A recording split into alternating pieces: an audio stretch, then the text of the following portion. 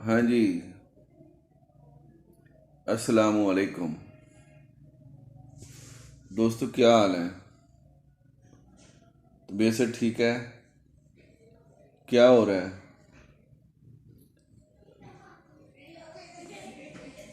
آج میں آپ کو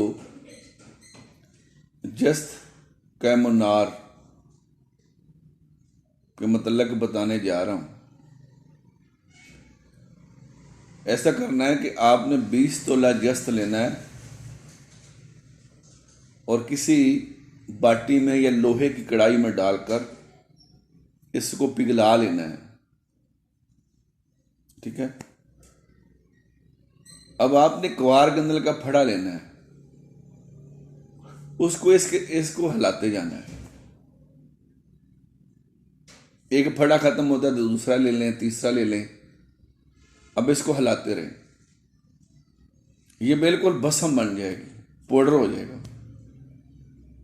پانی میں ڈالیں، دھوئیں، جو راکھ ہوگی وہ اوپر آ جائے گی، جو جست ہو جائے گا وہ نیچے بیٹھ جائے گا۔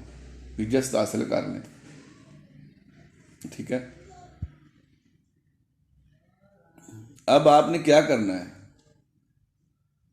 5 تولے آپ نے سجی لینی ہے، 5 تولے گندک، 5 تولے پھٹکڑی اور 5 تولے سواگا، ٹھیک ہے؟ اس کو کھرل کریں، اور یہ جو جست آپ نے لیا ہے 20 تولہ، اس میں سے 5 تولہ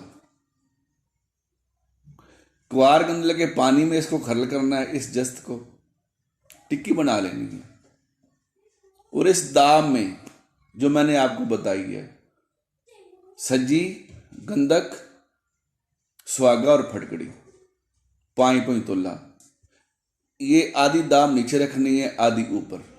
نیچے درمیان میں اس کے جست رکھنا ہے، اس کو ٹکی بنا کر خشک کر کے کوار گندل کے پانی میں۔ کون سا جست؟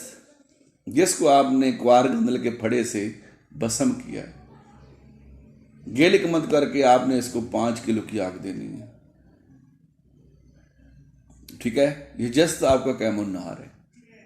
اگر کسر رہ جائے تو جست کو دوبارہ رکھیں، اس داب کے اندر نئی داب بنائیں، پھر 5 کلو کی آگ دیں، تو جناب یہ آپ کا جست کیمون نہار ہے۔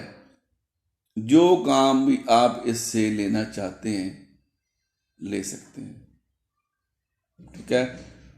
سبق وہی ہے، نصیحت وہی ہے، جو کرنا ہے ستھرا کرنا ہے، صبر اور تحمل، اور ایک چیز کا فن حاصل کرنا ہے، کیمون نہار کرنے کا۔ ادھر ادھر نہیں دوڑنا، کبھی ایک چیز کے پیچھے چلے پڑے، کبھی دوسری چیز کے پیچھے چل پڑے، ایسے نہیں ہے۔ ایک چیز کو، ایک اکسیر کو قائم کریں، پھر اسی سے آگے چل کر آپ اکسیر بنائیں گے۔ دوستو، اس کو بنائیں اور کریں، اور جیسے آپ اس جست کو استعمال کرنا چاہتے ہیں آپ اس کو کر سکتے ہیں۔ رب رکھو۔